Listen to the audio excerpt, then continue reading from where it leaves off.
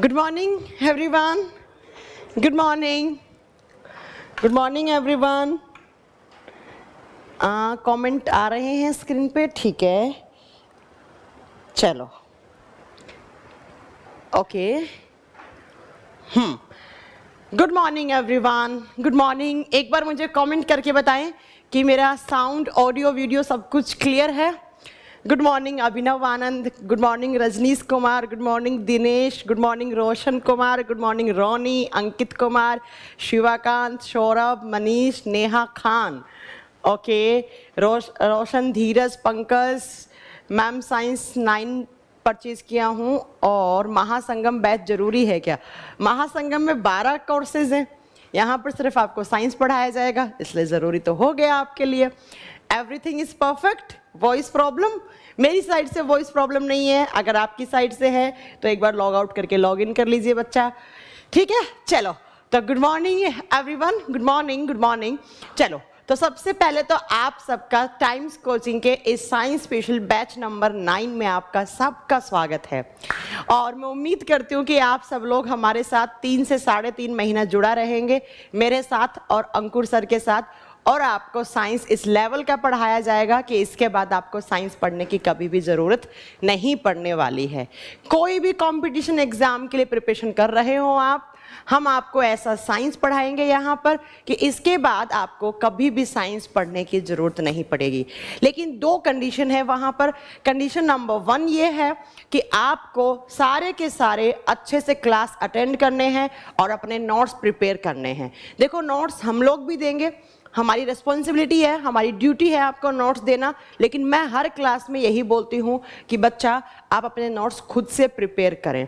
Ma'am recorded class क्यों नहीं मिलता है? बच्चा अभी तक हुआ ही नहीं है रिकॉर्डेड क्लास, अभी तक हुआ ही नहीं है रिकॉर्डेड क्लास. कहाँ से मिल जाएगा? देखिए, परसों मेरा क्लास होने वाला था इस बैच में, लेकिन कुछ इमरजेंसी हो गई. एक्चुअली हमारे साथ, अगर आप लोग जानते होंगे भरत सर, तो भरत सर की थोड़ी सी तबीयत ज़्यादा ख़राब हो गई थी, इसलिए हमें उनको हॉस्पिटल में एडमिट करना पड़ा. उनके एक्चुअली ब्रेन में थोड़ी सी ब्लीडिंग वगैरह हुई है पीछे की साइड यहाँ पर.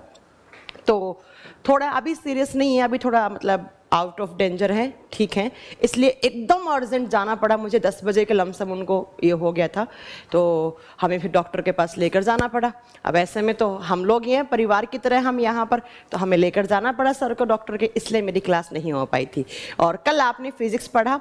अब मैं कुछ बातें बता दूँ आपको यहाँ पर इस बैच के बारे में, आपके सारे के सारे डाउट आपके ख़त्म हो जाएंगे, ठीक है. चलो, अब देखो, सुनो ध्यान से. यहाँ से देखिए, आपका जो बैच है वो है साइंस स्पेशल 9. आपका बैच जो है बच्चा, कभी भी आपको कोई क्वेरी करनी है, कोई भी इंक्वायरी करनी है, तो आप बोलोगे मैं साइंस स्पेशल 9 का स्टूडेंट हूँ. ये जो बैच है ये मान के चलो कल से स्टार्ट हुआ. कल कौन सी डेट थी? आज कितनी है? 18 है ना? आज 18 है या 19? आज 19 है, तो मान लो 18 अगस्त से ही अपन मान लेते हैं स्टार्ट हुआ है. आप बहुत सारे बच्चे मुझसे पूछेंगे मैम ड्यूरेशन कितना है. मैं आपके सारे डाउट यहाँ पर क्लियर कर रही हूँ, आप ध्यान से थोड़ा देखो, है ना. ओके मैम, इंटरमीडिएट के लिए बैच है कोई? अभी सब बताएंगे हम, थोड़ा सा रुक जाइए कि मैम हम कई बार क्लास नहीं देख पाते. सारे डाउट क्लियर करेंगे, 10 मिनट बाद ही हम क्लास स्टार्ट करेंगे. पहले ध्यान से सुनो मेरी बात, पहले सुनो ध्यान से. दिल्ली पुलिस बिल्कुल क्लियर होगा, हम बताएंगे ना अभी आपको कौन कौन से एग्जाम के लिए आप यहाँ पर इस बैच को परचेज कर सकते हैं, ठीक है. तो मान लो 18 अगस्त को आपका पहला क्लास हुआ, तो 18 अगस्त से आपका बैच स्टार्ट हुआ है. सबसे पहला बहुत सारे बच्चे ये पूछते हैं मैम कोर्स का ड्यूरेशन कितना है. देखो बच्चों, पहले तो हम लोग बोलते थे 3 महीने में ख़त्म हो जाता है, लेकिन अभी हमने देखा कि जिस हिसाब से हम लोग पढ़ाते हैं, क्योंकि हम क्वेश्चंस की भी यहाँ पर प्रैक्टिस करवाएंगे आपको, बहुत सारी प्रैक्टिस क्लासेस भी देंगे, इसलिए यहाँ पर 3 महीना पॉसिबल नहीं है. ये मान के चलो 3.5 मंथ्स आपको लगेगा मिनिमम. 3.5 महीने आपके लगेंगे. 3.5 महीने मतलब सितंबर, अक्टूबर, नवंबर एंड में आपका सिलेबस खत्म हो जाएगा ऑलमोस्ट, आपके मान के चलो. अब बच्चा, जब आपका ये सिलेबस खत्म हो जाएगा, उसके बाद आपके पास 45 डेज होंगे फॉर रिवीजन. आप रिवीजन कर सकते हैं, तो 45 डेज तक आपके पास ये वीडियोस रहेंगी. हाँ, अगर आप लोग बोलोगे कि मैम हमारा सिलेबस खत्म नहीं हो पाया है, हम अच्छे से रिवाइज नहीं कर पाए हैं, तो हम 15-20 दिन और भी वैलिडिटी आपकी इंक्रीज करवा देंगे। अब हम बात करते हैं कि हमारी क्लासेस कैसे होंगी। तो ध्यान से सुनो बच्चों, अभी आपका जो है वो एक दिन में एक क्लास चलेगा, 11 से 12:30 PM पर आपकी हमेशा क्लास चलेगी। अब इसमें क्या होगा, मंडे ट्यूसडे हमने जो प्लान किया है, ध्यान से सुन लो कि मंडे ट्यूसडे हम पढ़ाएंगे आपको बायोलॉजी। ध्यान से सुनना बच्चा, एक एक सेंटेंस मेरा, बार बार आपकी क्वेरी ना आए, बार बार आपके डाउट ना आए, इसलिए हम यहाँ पर आपको सारे बातें क्लियर कर रहे हैं। दूसरा, वेडनेसडे थर्सडे आप यहाँ पर पढ़ोगे फिजिक्स। नेक्स्ट वीक से, इस वीक में थोड़ा सा गड़बड़ हो गया, नेक्स्ट वीक से आपका यही चलेगा, वेडनेसडे थर्सडे चलेगा आपका फिजिक्स का क्लास, और फ्राइडे सैटरडे में आपका केमिस्ट्री का क्लास चलेगा। फ्राइडे एंड सैटरडे में आपका केमिस्ट्री का क्लास चलेगा। अब ये हमने बनाया है, कभी कभी हो सकता है 1-2 क्लास ऊपर नीचे हो जाए, चेंज हो जाए, कभी कोई टीचर को अर्जेंट काम हो गया तो कुछ हो सकता है, लेकिन बाकी हमने जो प्लान किया है उसको ऐसे ही किया है। तो अभी फिलहाल हम आपकी एक क्लास दे रहे हैं, लेकिन 2 या 3 वीक के बाद हम आपकी एक दिन में 2 क्लास प्रोवाइड करवाएंगे आपको, ठीक है। एक करवाएंगे 11 से 12:30 और दूसरा हम करवाएंगे बच्चा एक आधे घंटे का गैप देकर 1 से 2:30 बजे। अब 1 से 2:30 में फिजिक्स भी हो सकता है, बायोलॉजी भी हो सकता है, केमिस्ट्री भी हो सकता है।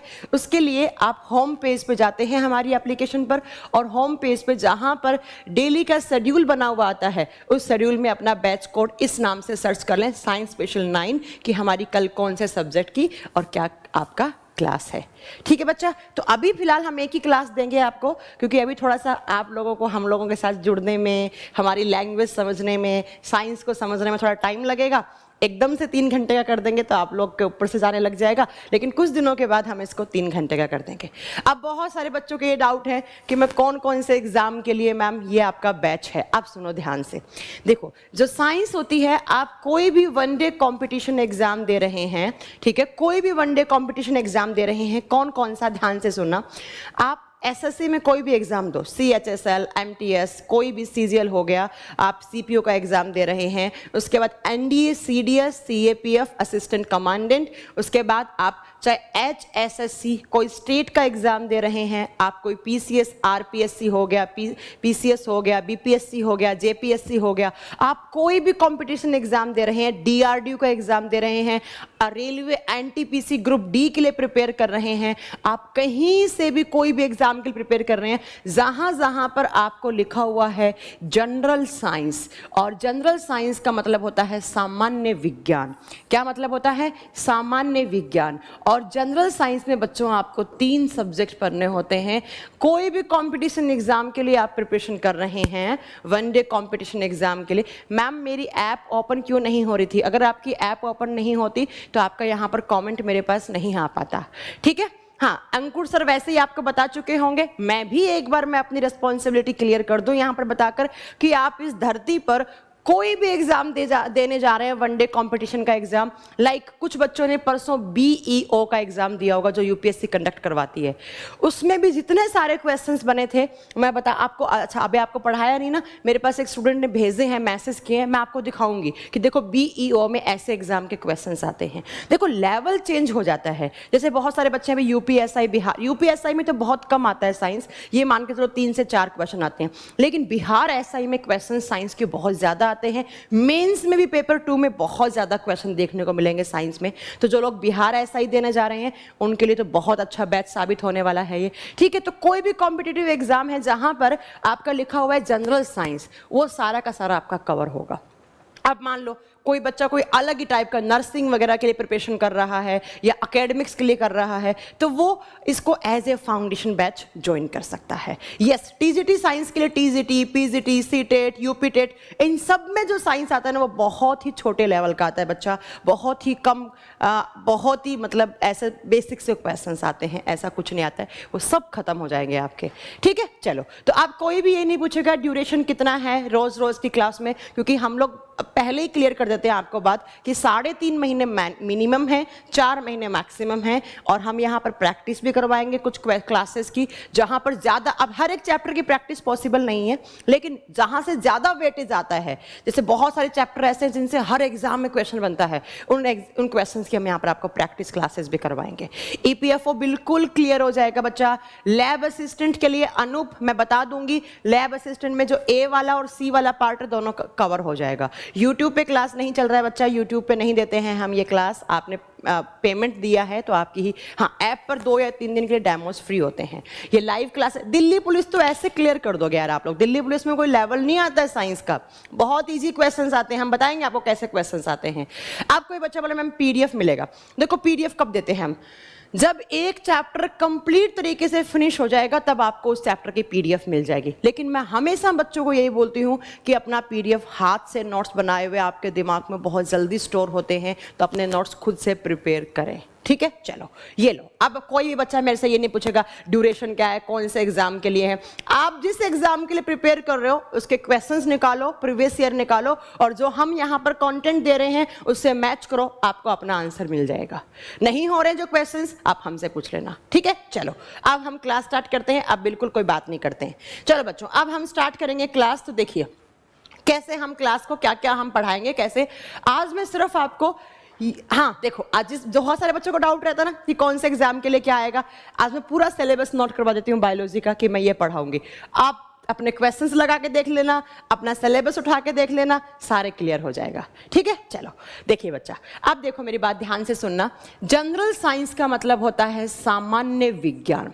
जहां जहां आप जिस भी एग्जाम में अपीयर होने वाले हैं या हो चुके हैं, जब आप उसका सिलेबस उठा के देखेंगे तो वहां पर लिखा हुआ होता है जनरल साइंस, सामान्य विज्ञान।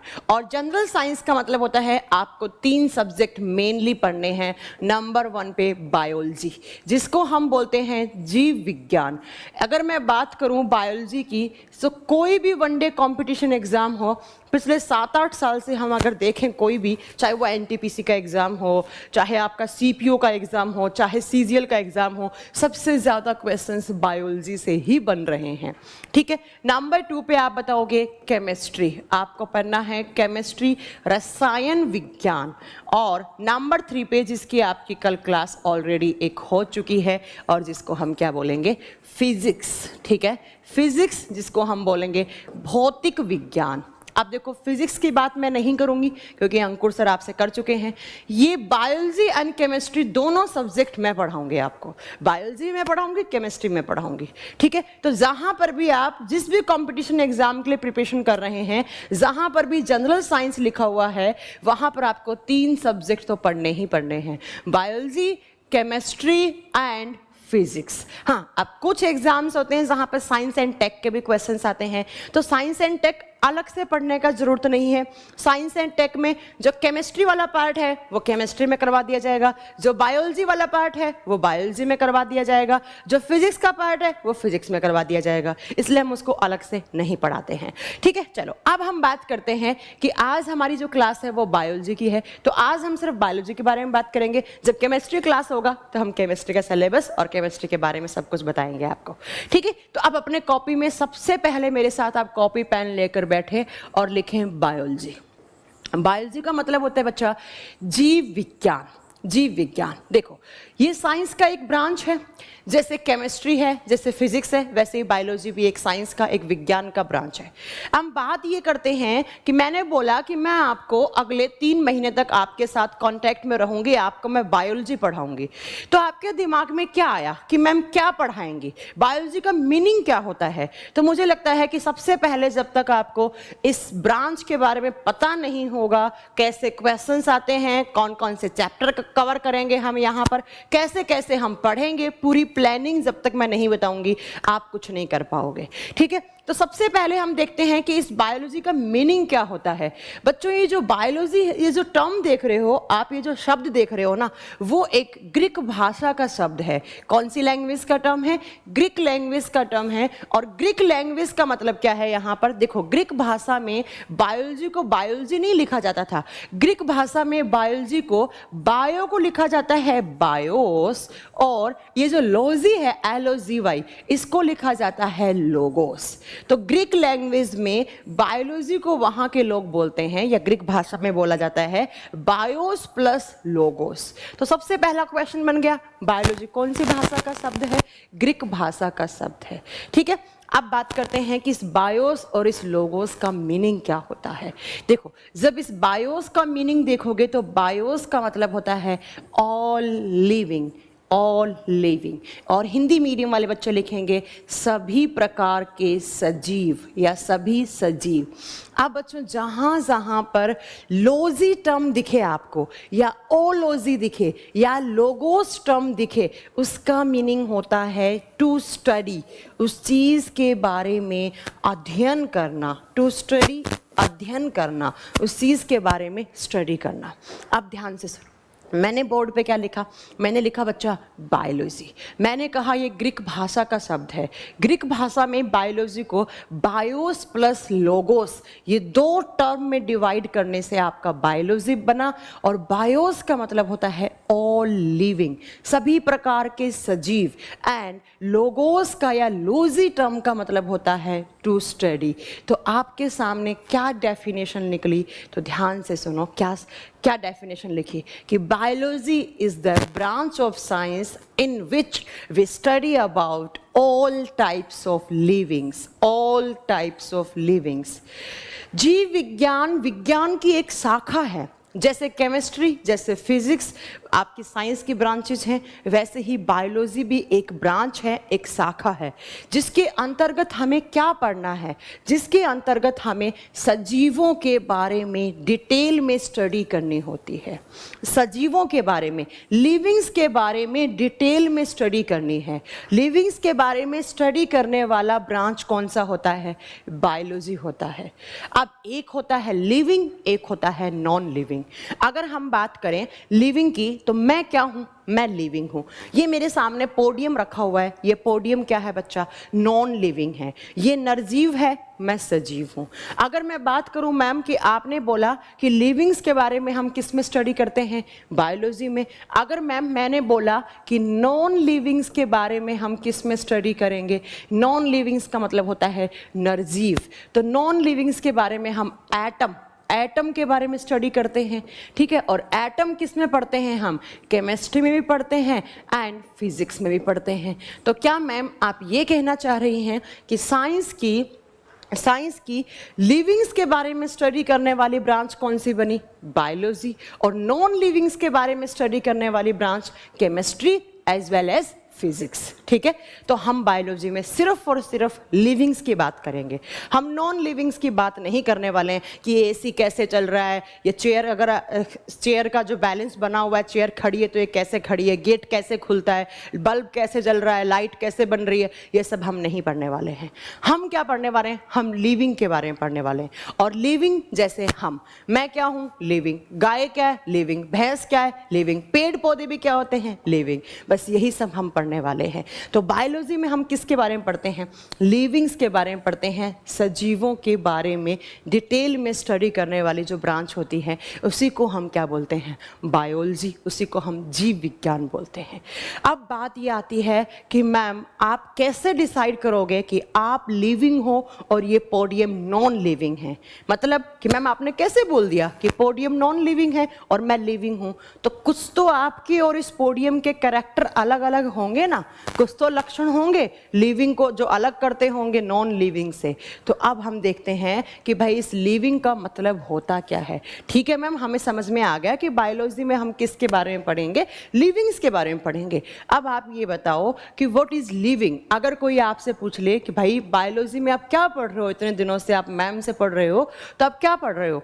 आप सामने वाले को बताओगे biology is all about livings, सजीवों के बारे में ही अध्ययन करना बायोलॉजी होता है। लेकिन सामने वाला पूछे क्या होता है ये लिविंग? लिविंग का मतलब आप क्या बताओगे? किसको बोलते हो सजीव? आप बोलोगे जैसे हम, गाय, भैंस, बकरी, जो पक्षी हैं, बर्ड्स हैं, जो मछलियां हैं, जो मेंढक हैं, ये सब लिविंग हैं। तो वो पूछे भाई क्या है लिविंग का मतलब क्या है?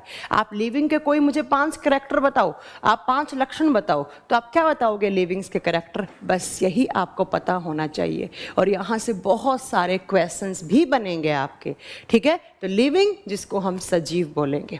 तो जरा बताइए मुझे कि लिविंग्स का सबसे पहला कैरेक्टर क्या लिखे मैम? उत्तम बच्चा, साउंड आ रही है, आप एक बार ऐप को रिफ्रेश कर लें और फिर लॉग आउट करके या लॉग इन कर लें। आपकी साइड से दिक्कत है, हमारी साइड से साउंड ओके है। यस राजीव, मैं ऑनलाइन हूँ, 11 से 12:30 ऑनलाइन ही क्लास चलती है, लाइव ही चलती है, और बाद में आप इसको रिकॉर्डेड होने के बाद आप कितनी भी बार देख सकते हैं।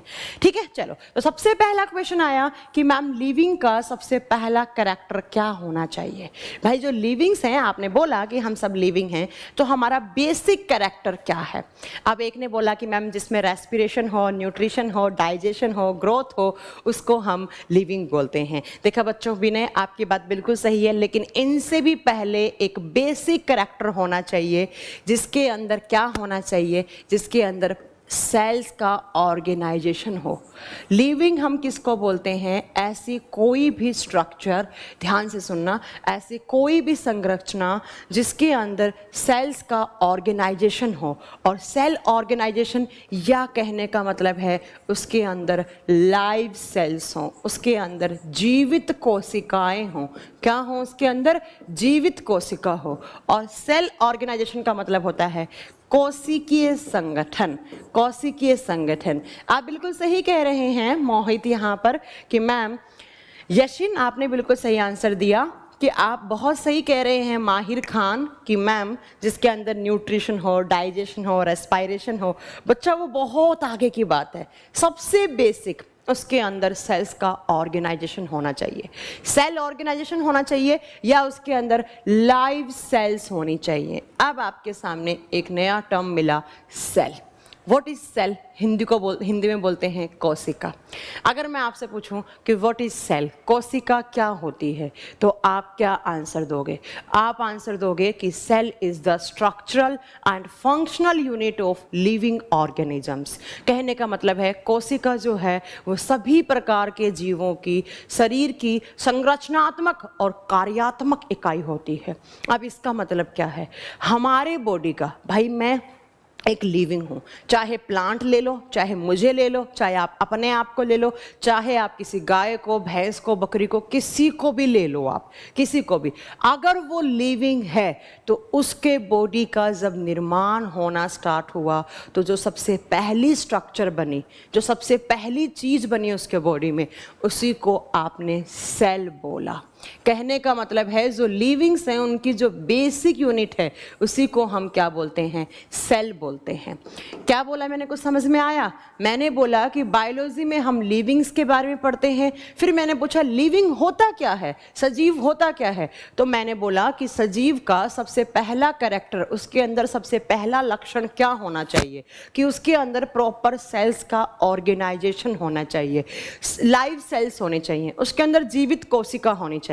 अब हमारे अंदर क्या आया? नेक्स्ट पॉइंट ये आया कि भाई सेल होता क्या है, सेल किसको बोलेंगे? तो आप बताओगे जितने भी लिविंग्स हैं उन लिविंग्स का शरीर का जब निर्माण होना स्टार्ट हुआ तो जब सबसे फर्स्ट कोई भी स्ट्रक्चर बनी, जो सबसे पहले कोई स्ट्रक्चर बनी, उसको हम सेल बोलते हैं। और जो सबसे पहले स्ट्रक्चर बनती है बच्चा, हमारे बॉडी में जो सबसे पहला सेल बनता है उसको हम जाइगोट, उसको हम युग्मनज बोलते हैं। वो स्ट्रक्चर जो सबसे पहले फॉर्म हुई, मतलब सेल, और हमारे बॉडी का जो पहला सेल है, फर्स्ट सेल ऑफ लिविंग, हमारा मान लो, या लिविंग का, जीवित के शरीर का सबसे पहला कोशिका क्या कहलाता है? युग्मनज या जाइगोट कहलाता है। तो जब मेरा निर्माण होना स्टार्ट हुआ, जब मैं माँ के वोम्ब में थी, मम्मी के गर्भाशय में थी, तो सबसे पहले जो मेरी स्ट्रक्चर बनी उसको मैंने सेल बोला, और जो सबसे पहली सेल बनी थी उसको मैंने जाइगोट नाम दिया। अब क्या होगा बच्चा? ये सेल है, जाइगोट है, एक बना है। अब एक बनने के बाद क्या होगा? ये अपने आप को डिवाइड करेगा, अपने आप को विभाजित करेगा, ऐसे अपने आप को डिवाइड करेगा। एक प्रोसेस होता है जिसको हम सेल डिवीजन बोलते हैं, कोशिका विभाजन बोलते हैं। और सेल डिवीजन के थ्रू क्या होता है? एक सेल अपने आप को डिवाइड कर कर ऐसे अलग अलग और नई सेल्स बनाती हैं। ठीक है, आगे बस आपको सुनते जाना है ध्यान से, सारी चीज़ें क्लियर होती जाएंगी। ठीक है, अभी मैं 2 क्लास तक आपको कोई चैप्टर स्टार्ट नहीं करूँगी, सिर्फ मैं कुछ बेसिक चीज़ें चीज़ें बताऊंगी, जो टर्म्स का मीनिंग बताऊंगी आपको, आगे चलकर अगर मैं वो टर्म्स यूज कर रही हूँ तो मुझे बार बार मीनिंग ना बताना पड़े। इसलिए मैं 2 क्लास तक कोई भी चैप्टर स्टार्ट नहीं करती हूँ, बस सुनते जाना है। सिलेबस लिखवाऊंगी, सिलेबस बनाना सिखाऊंगी आपको कि आप सिलेबस खुद बना लोगे अपना, कि कौन कौन से चैप्टर हैं, कहाँ से कौन से चैप्टर हमें अच्छे से पढ़ने हैं, किसको आप स्किप भी कर सकते हो, किसको ज़्यादा टाइम देना है किस चैप्टर को, सब सिखाऊंगी, ठीक है। बस आपको पेशेंस रखना है, सुनना है मैम की बातें, और कुछ नहीं है। तो सबसे पहला सेल बना, अब एग्जाम में क्वेश्चन आ जाए, first cell of living body, आप क्या बताओगे? जाइगोट। मतलब किसी भी सजीव के शरीर की जो प्रथम कोशिका है उसको हम जाइगोट बोलते हैं। अब क्या होगा? इस जाइगोट में डिवीजन होगा, इसका विभाजन होगा, और जब इसका विभाजन होगा तो इसी से बहुत सारी सेल्स बनेंगी। ऐसे ऐसे एक सेल थी, इससे बहुत सारी सेल्स बन गई, बहुत सारी सेल्स बन गई, इन सेल्स का एक ग्रुप बन गया। भाई सेल्स बहुत सारी बनी तो इनका एक ग्रुप बन गया। उस ग्रुप को, सेल्स का जो ग्रुप होता है, ग्रुप ऑफ सेल्स, उसको हम बोलते हैं टिश्यू। भाई एक सेल बनी थी, एक सेल से बहुत सारी सेल बनी, कौन सी प्रोसेस के द्वारा? Through cell division, through cell division, कोशिका विभाजन की प्रक्रिया के द्वारा युग्मनज ने अपने आप को विभाजित किया और बहुत सारी सेल्स बनी और बहुत सारी सेल्स का ग्रुप। अब आपसे पूछ ले कि व्हाट इज टिश्यू, आप क्या आंसर करोगे? ग्रुप ऑफ सेल्स, बहुत सारी कोशिकाओं का एक समूह है, क्या कहलाता है? टिश्यू कहलाता है। बहुत सारे टिश्यू बन गए। बहुत सारे जब टिश्यू बने तो कुछ टिश्यूज थे वो एक जैसे थे दिखने में, एक जैसा काम कर रहे थे, वो अलग हो गए। कुछ टिश्यूज थे दिखने में एक जैसे थे, वो अलग काम कर रहे थे, वो इधर हो गए। कुछ टिश्यूज थे वो अलग थे दिखने में, अलग काम कर रहे थे, अलग हो गए। और ये जब टिश्यूज अलग अलग हो जाते हैं तो यही टिश्यूज आगे चलकर हमारे बॉडी में ऑर्गन्स फॉर्म करना स्टार्ट कर देते हैं। क्या करना स्टार्ट कर देते हैं? ऑर्गन्स। ऑर्गन्स का मतलब है अंग। अब अंग तो आप समझते हैं, हाथ, कान, नाक, पैर, गला, ऐसे ही आपके kidney, pancreas, liver, gall bladder, बहुत सारे ऑर्गन्स होते हैं। दिल होते हैं, गुर्दे होते हैं, है ना, दिमाग होता है। और जब ये बहुत सारे ऑर्गन्स बन गए, अब क्या होगा बच्चा? ऑर्गन्स काम करेंगे। भाई मेरे बॉडी में ऑर्गन्स है, मेरी नाक का अलग काम है, मेरी जीभ का अलग काम है, मेरे कानों का अलग काम है, आँखों का अलग काम है, मेरे हार्ट का अलग काम है, मेरे गले वाले जो पाइप हैं उनके अलग काम हैं। तो ये जो ऑर्गन्स हैं इनमें काम होते रहते हैं। और कुछ ऐसे ऑर्गन्स होते हैं हमारे बॉडी में जिनमें एक जैसे फंक्शंस होते हैं, जिनमें एक जैसे कार्य होते हैं। ऐसे ऑर्गन जिसके अंदर एक जैसे फंक्शंस हो रहे हैं, उन ऑर्गन्स का जब ग्रुप एक साथ जुड़ जाता है, भाई ऐसे ऑर्गन, जैसे मैं आपको एक एग्जांपल देती हूँ। आप खाना कहाँ खाते हैं? सबसे पहले माउथ में खाना खाते हैं। माउथ के बाद खाना कहाँ जाता है? हमारे गले वाले पाइप में जाता है, जिसको हम फूड पाइप बोलते हैं। फिर हमारा फूड कहाँ जाता है? पेट में जाता है, फिर छोटी आंत में जाता है, फिर बड़ी आंत में जाता है। तो ये सारे ऑर्गन्स हैं जहाँ पर खाना जा रहा है, और खाना जाने के बाद उसका डाइजेशन होता है यहाँ पर, उसका पाचन होता है यहाँ पर। तो इन सारे ऑर्गन्स में एक जैसा काम हो रहा है। तो इन सारे ऑर्गन्स को हम एक एक करके पढ़ेंगे। उससे अच्छा हम इसको कोई नाम दे दें, तो हम उनको नाम देते हैं सिस्टम। हम उनको नाम देते हैं सिस्टम। तो ऐसे ऑर्गन्स का ग्रुप जिनके अंदर एक जैसे फंक्शंस हों, उन ऑर्गन्स के ग्रुप को हम ऑर्गन सिस्टम बोलते हैं।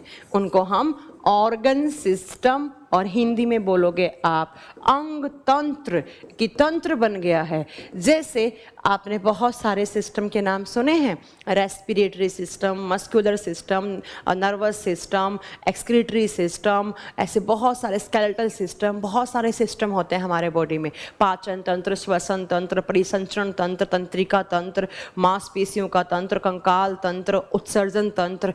और जब इतने सारे सिस्टम बनते हैं, ये सिस्टम किससे बने हैं? ऑर्गन से। तो क्या बनता है? अल्टीमेटली एक लिविंग बॉडी बनता है।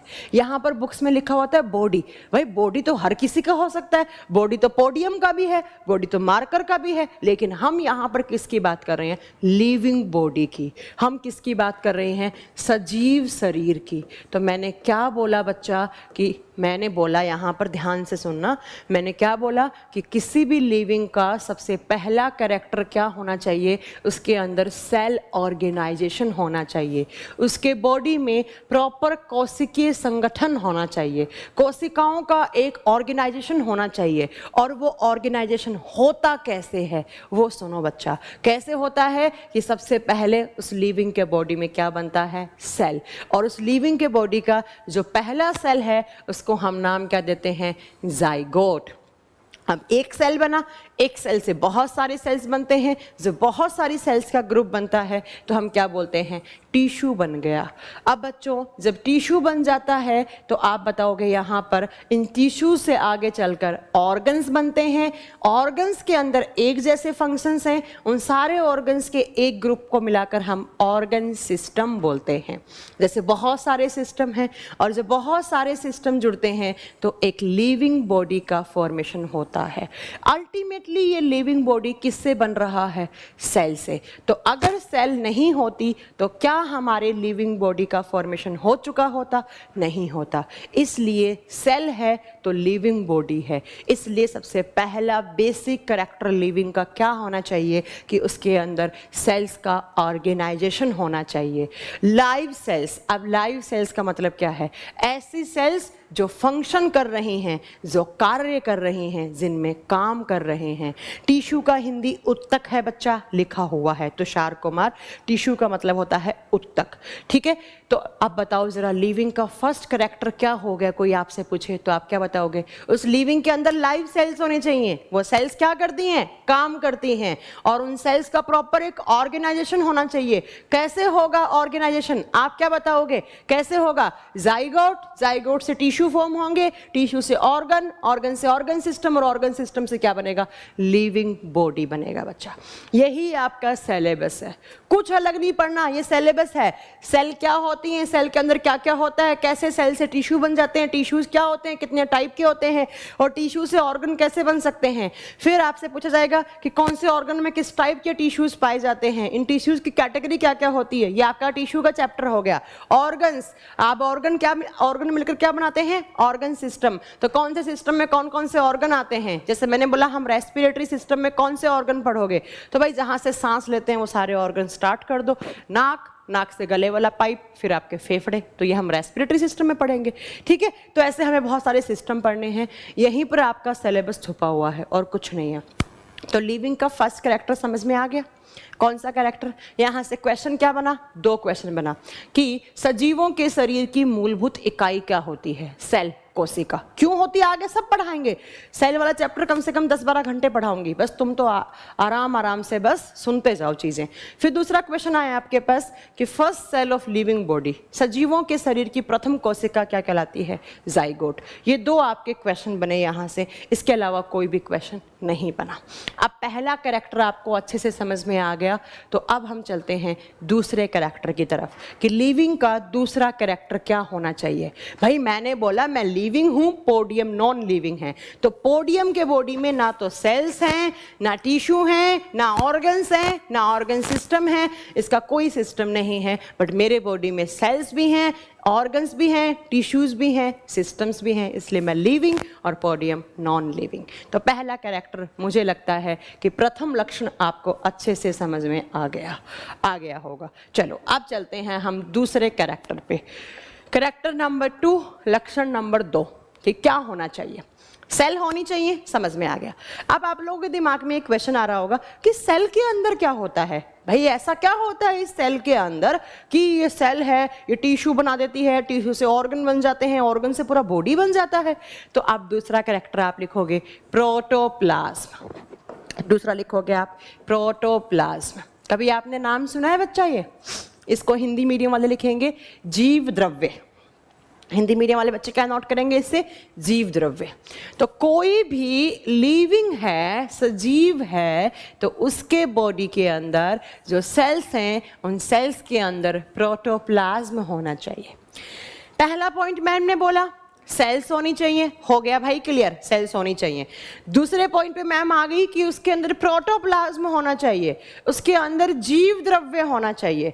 अब व्हाट इज प्रोटोप्लाज्म, तो गड़बड़ होगी ना, प्रोटोप्लाज्म क्या होता है ये पता होना चाहिए, जीव द्रव्य क्या होता है। तो सुनो बच्चा ध्यान से कि व्हाट इज प्रोटोप्लाज्म, जीव द्रव्य क्या होता है। इसके लिए मेरा पॉइंट ध्यान से सुनना। आप क्या ये जानते हैं कि हमारे बॉडी में हमारा शरीर है वो छोटी छोटी छोटी सेल से, कोशिकाओं से मिलकर बना हुआ है। भाई कोई भी ऑर्गन को उठा लो, नाक, कान, हाथ, liver, pancreas, heart, brain, kidney, किसी को भी उठा लो, उन सब के अंदर हजारों, करोड़ों, लाखों, बहुत सारी सेल्स होती हैं। हमारा बॉडी है वो ट्रिलियंस ऑफ सेल से मिलकर बना हुआ है, बहुत सारी सेल्स हैं हमारे बॉडी में। लेकिन सेल्स को कभी आपने देखा नहीं होगा, क्योंकि सेल्स इतनी छोटी होती हैं कि आप नेक्ड आई से उसे नहीं देख सकते, खुली आंखों से आप नहीं देख सकते। एक सेल देखना है तो आपके पास इलेक्ट्रॉन माइक्रोस्कोप होना चाहिए, इलेक्ट्रॉन सूक्ष्मदर्शी होना चाहिए।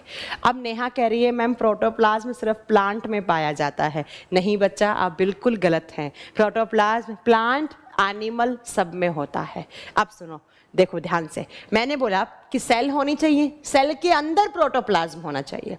अब प्रोटोप्लाज्म क्या होता है?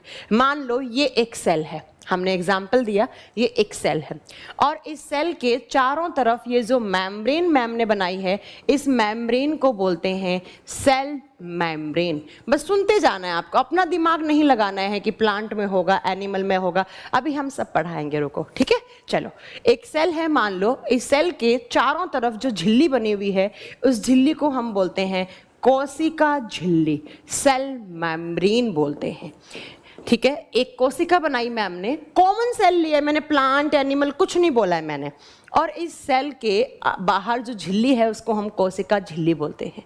अब बच्चों, इस कोशिका झिल्ली के अंदर की साइड जितना भी पार्ट है, चाहे कुछ भी हो, मुझे नहीं मतलब, उस सारे पार्ट को बोलते हैं प्रोटोप्लाज्म।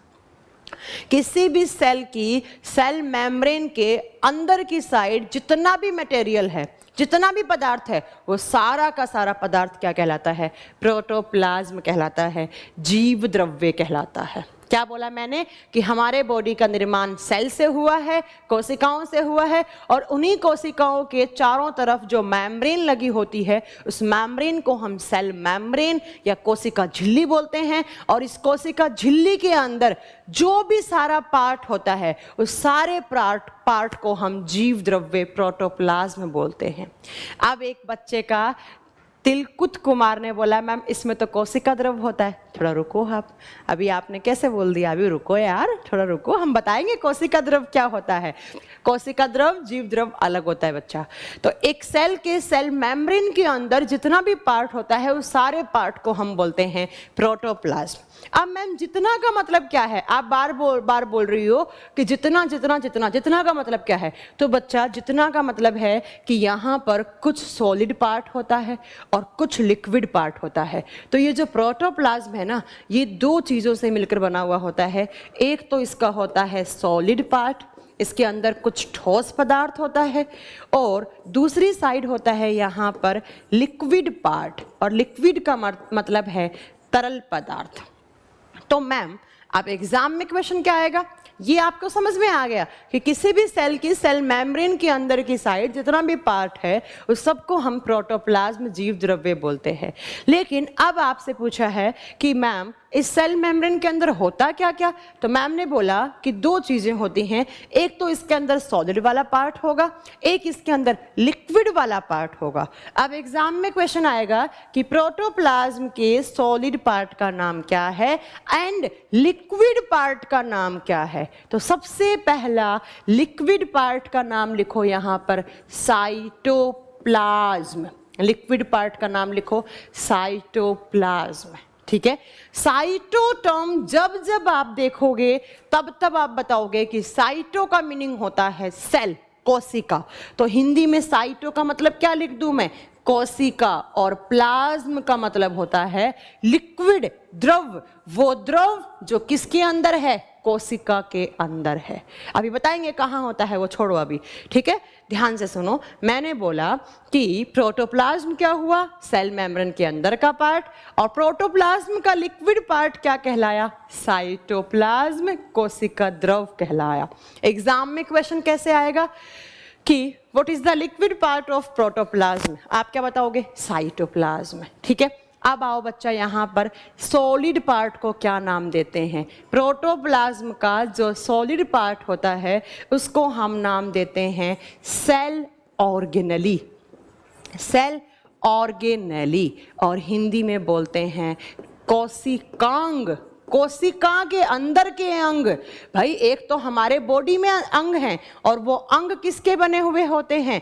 वो अंग किसके बने हुए होते हैं बच्चा, बताओ जरा, किसके बने होते हैं? सेल्स के। और सेल्स के भी अंदर कुछ कंपोनेंट रहते हैं, सेल के अंदर भी कुछ पार्ट रहता है, और इसी पार्ट को हम क्या बोलते हैं? Cell organelle. अब आप सोच रहे होंगे ये सेल ऑर्गेनेली क्या होता है, तो जाओ बचपन में 6ठी 7वीं क्लास में जाओ, ठीक है, आपने पढ़े होंगे माइटोकॉन्ड्रिया, राइबोसोम, लाइसोसोम, है ना, अंतःप्रद्रवी जालिका, डीएनए, आरएनए, क्रोमोसोम्स, जीन, पढ़े हैं कभी? यह सब क्या होते हैं? यह सब सेल के ऑर्गेनेली होते हैं। यह सब कहाँ पाए जाते हैं? एक सेल के अंदर की तरफ होते हैं। इसका एग्जाम्पल लिख सकते हो आप, जैसे माइटोकॉन्ड्रिया, जैसे राइबोसोम, जैसे लाइसोसोम। ये सब के नाम हिंदी अंग्रेजी में एक ही है, इसलिए मैं अंग्रेजी में लिख रही हूँ, हिंदी में नहीं लिखूंगी। जैसे आप लिख सकते हो डीएनए, जैसे आरएनए, जैसे गुणसूत्र, जैसे आप लिख सकते हो जीन वगैरह, ये सब हम आपको पढ़ाएंगे। एंडोप्लाज्मिक रेटिकुलम, है ना। तो मैंने क्या बोला कि भाई एक सेल के अंदर जितना भी पार्ट है उस सारे पार्ट को मिलाकर मैंने प्रोटोप्लाज्म बोला। अब प्रोटोप्लाज्म दो चीज़ों से मिलकर बना हुआ है, एक तो होना चाहिए साइटोप्लाज्म, एक होना चाहिए सेल ऑर्गेनेली। अब मैम आप हमें लोकेशन बताओ कि इस सेल के अंदर जो आपने एग्जाम्पल लिया, कहाँ साइटोप्लाज्म होगा और कहाँ सेल ऑर्गेनेली होंगे। तो सुनो बच्चों, जब हम एक सेल लेते हैं, एक दूसरा बना लेती हूँ, चलो इसको थोड़ा छोटा कर देती हूँ, यहाँ रख देती हूँ, ऐसे आपको दिख जाएगा। देखो यहाँ आओ, मान लो ये सेल है, और इस सेल के चारों तरफ जो मेम्ब्रेन होती है उसको क्या बोलते हैं हम? सेल मेम्ब्रेन बोलते हैं, कोशिका झिल्ली बोलते हैं। और इस कोशिका झिल्ली के अंदर जितना भी पार्ट होता है उस सबको हम क्या बोलते हैं? प्रोटोप्लाज्म बोलते हैं। अब प्रोटोप्लाज्म दो चीज़ों से मिलकर बना हुआ है, कैसे? तो देखो बच्चा, ये सेल, अब सेल के सेंटर में होता है न्यूक्लियस। ये पॉइंट ध्यान से रखना आपको, जो कोई भी सेल है इस सेल के सेंटर में होता है न्यूक्लियस, और इस न्यूक्लियस को हम बोलते हैं केंद्रक। इसको क्या बोलते हैं हम? केंद्रक बोलते हैं, ठीक है। और इस केंद्रक के चारों तरफ एक मेम्ब्रेन लगी हुई होती है, एक झिल्ली लगी हुई होती है, उस झिल्ली को हम बोलते हैं न्यूक्लियर मेम्ब्रेन। उसको हम क्या बोलते हैं? Nuclear membrane. केंद्रक की झिल्ली, ये कोशिका की झिल्ली, ये केंद्रक की झिल्ली। अब मेरा पॉइंट ध्यान से सुनना, इस केंद्रक की झिल्ली, ये केंद्रक है, इसके चारों तरफ झिल्ली है, इस केंद्रक की झिल्ली और ये जो सेल मेम्ब्रेन है, इन दोनों के बीच में ऐसे एक लिक्विड भरा हुआ होता है, एक तरल पदार्थ भरा हुआ होता है, और इसी लिक्विड को आप नाम देते हो साइटोप्लाज्म। इसी को हम बोलते हैं कोशिका द्रव। कोशिका द्रव, क्या बोला मैम ने? फिर सुनो, आपसे एग्जाम में पूछ ले व्हाट इज प्रोटोप्लाज्म, तो आप क्या बताओगे कि सेल मेम्ब्रेन के अंदर की साइड जितना भी पार्ट है वो क्या है? प्रोटोप्लाज्म। लेकिन पूछो व्हाट इज साइटोप्लाज्म, कोशिका द्रव क्या होता है, तो आप बताओगे वो द्रव जो न्यूक्लियर मेम्ब्रेन और सेल मेम्ब्रेन के बीच में है, between nuclear membrane and cell membrane. केंद्रक की झिल्ली, कोशिका झिल्ली के बीच में जो लिक्विड है उसको हम साइटोप्लाज्म, उसको हम कोशिका द्रव बोलते हैं। अब तो ये हो गया, देखो साइटोप्लाज्म लिक्विड पार्ट है, किसका? प्रोटोप्लाज्म का। तो ये पॉइंट क्लियर हो गया आपको कि ऐसे साइटोप्लाज्म भी है सेल मेम्ब्रेन के अंदर।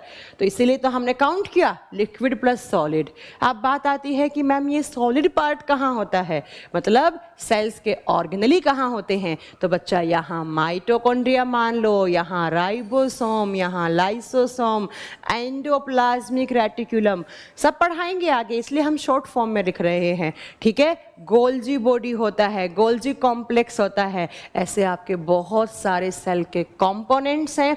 इन्हीं कंपोनेंट्स को हम सेल ऑर्गेनेली बोलते हैं। इनमें से कुछ कंपोनेंट हैं जो साइटोप्लाज्म के अंदर हैं और कुछ हैं जो न्यूक्लियस के अंदर हैं। न्यूक्लियस के अंदर होता है डीएनए, न्यूक्लियस के अंदर होता है आरएनए, इसी डीएनए आरएनए के ऊपर डीएनए के ऊपर क्रोमोसोम, जीन वगैरह होते हैं, वो सब हम आगे पढ़ा देंगे। अभी आपको जो पॉइंट बना आपके दिमाग में जो आपको रखना है वो आपको ये रखना है कि प्रोटोप्लाज्म क्या है, इस सेल मेम्ब्रेन के अंदर की साइड जितना भी पार्ट है। अब देखो क्या क्या पार्ट हुआ, आपसे कभी एग्जाम में पूछ ले कि माइटोकॉन्ड्रिया प्रोटोप्लाज्म का पार्ट है, आप सोचोगे ये कैसा क्वेश्चन है।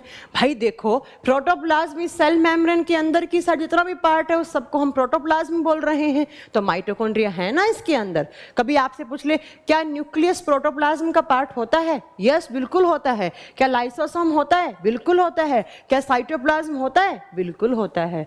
तो जब साइटोप्लाज्म और इतना सारा पार्ट मिला, माइटोकॉन्ड्रिया, राइबोसोम, लाइसोसोम, ये सारा पार्ट मिल गया, तो मैंने उसको नाम क्या दिया बच्चा, यहाँ पर आओ, मैंने उसको प्रोटोप्लाज्म नाम दिया।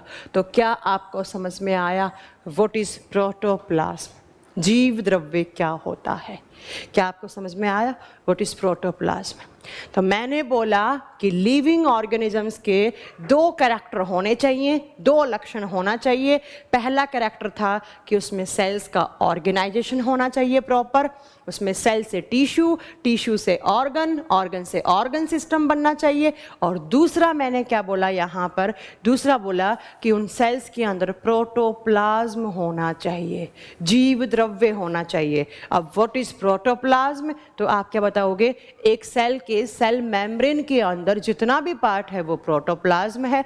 और प्रोटोप्लाज्म दो चीजों से मिलकर बना हुआ है, एक सॉलिड, एक लिक्विड। लिक्विड वाले को हम क्या बोलेंगे, साइटोप्लाज्म। सॉलिड वाले में मैम सेल के अंदर कंपोनेंट होते हैं जैसे mitochondria, ribosome, lysosome, DNA, RNA, ये सब जब मिलता है तो प्रोटोप्लाज्म का निर्माण होता है। तो सिर्फ लिविंग्स के अंदर सेल्स नहीं मैम, सेल्स के अंदर क्या होना चाहिए, प्रोटोप्लाज्म होना चाहिए। अब बच्चों यहाँ से इस लाइन से क्या मतलब समझ में आया, तो दो पॉइंट लिख रही हूँ, ध्यान से सुन लेना, नोट बनाकर अपने कॉपी में भी लिख लेना। और इस चीज़ को एग्जाम में ऐसा का ऐसा पूछा जाता है। क्या दो पॉइंट, तो सबसे पहला ये कि cell is the basic unit of livings. Hindi medium वाले क्या लिखेंगे, कोशिका सभी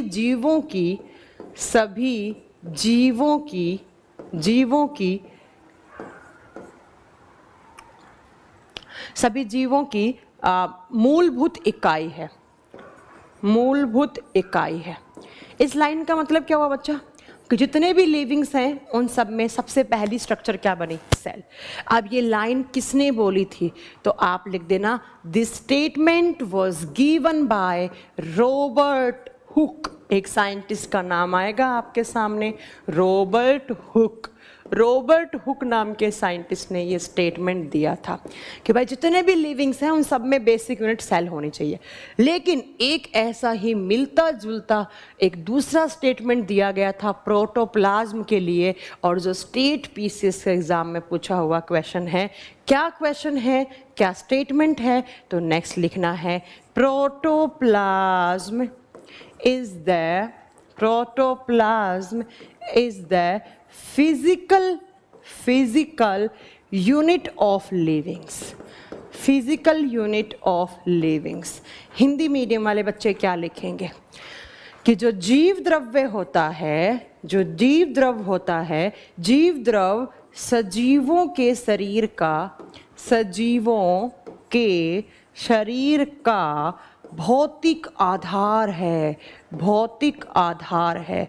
देखो बच्चों, अगर फिजिकल टर्म जुड़ा तो प्रोटोप्लाज्म आंसर होगा। एग्जाम में क्वेश्चन पूछ ले what is the physical unit of living, तो आप आंसर दोगे प्रोटोप्लाज्म। फिर पूछ ले बेसिक यूनिट ऑफ लिविंग, तो सेल आंसर दोगे।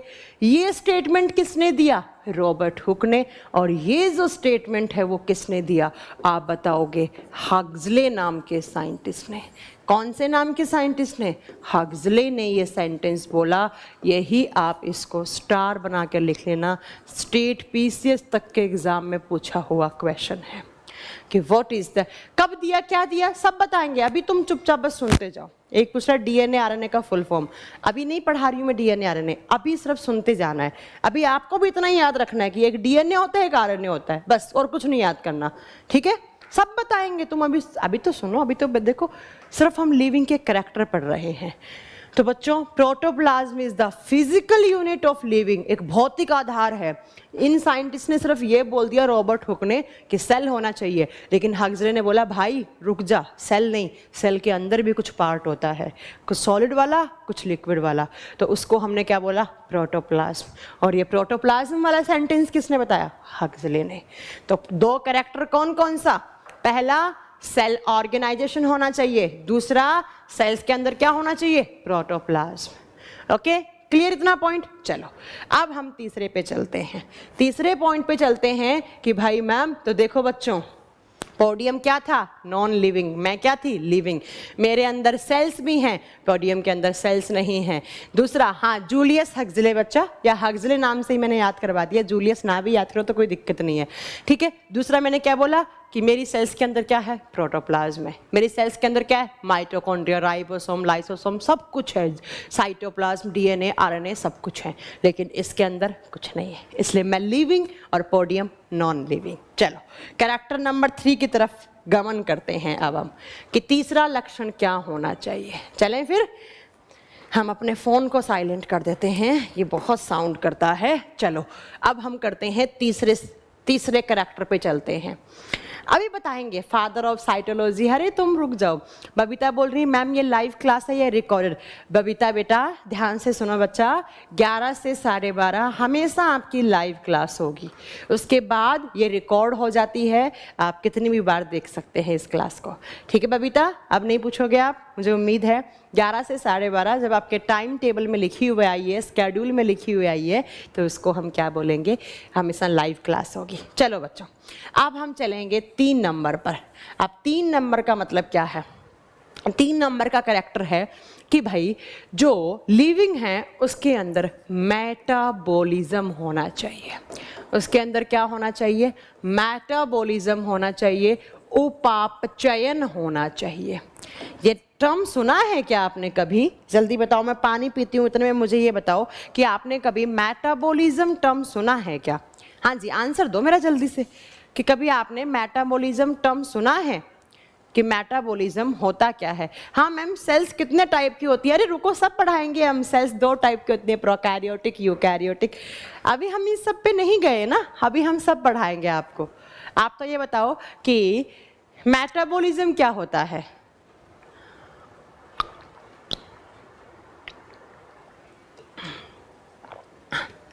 मैम मेरा कमेंट, विनोद आपका कमेंट आ रहा है बच्चा।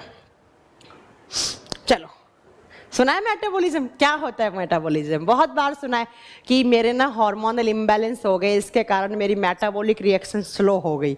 सुना है कभी डॉक्टर की लैंग्वेज में? डॉक्टर बोलता है आपका मेटाबॉलिज्म कैसा है? डॉक्टर बोलता है देखिए आपका मेटाबॉलिज्म गड़बड़ाया हुआ है, आपको कुछ ना कुछ दिक्कत है। चलो अब हम बताते हैं मेटाबॉलिज्म होता क्या है। देखो, हमारे बॉडी में बहुत सारी केमिकल रिएक्शंस होती हैं। हमारे शरीर में एक दिन में हजारों केमिकल रिएक्शंस होती हैं, हजारों रासायनिक अभिक्रियाएं होती हैं।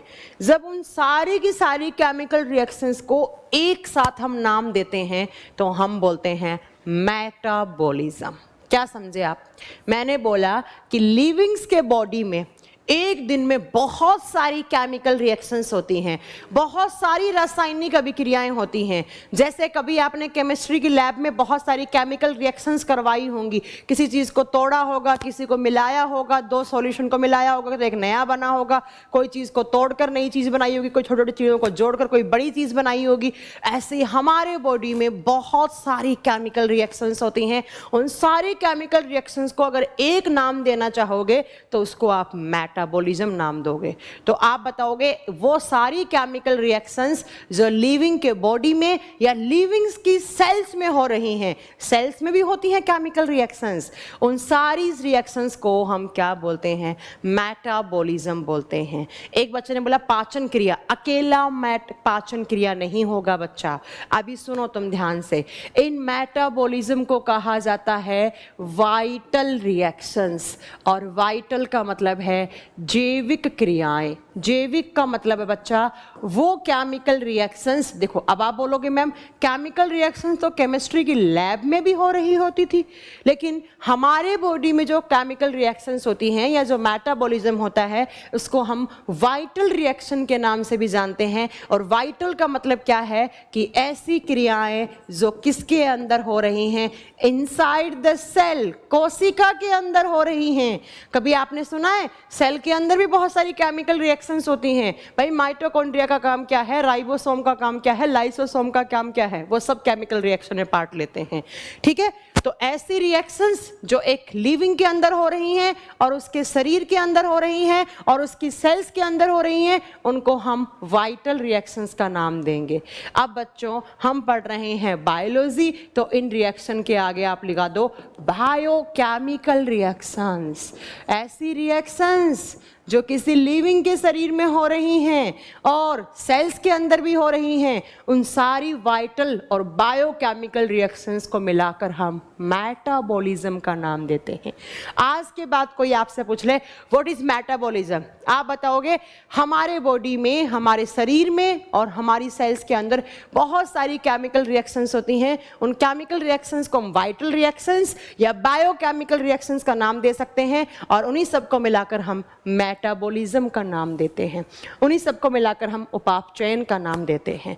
अब बात करते हैं कि ये मेटाबॉलिज्म कितने टाइप का होता है। हाँ तो बच्चों एक सेंटेंस सुनना ध्यान से। तो लिविंग के अंदर क्या होना चाहिए? मेटाबॉलिज्म होना चाहिए। कहने का मतलब एक लिविंग वही जिसके अंदर बहुत सारी केमिकल रिएक्शंस हो।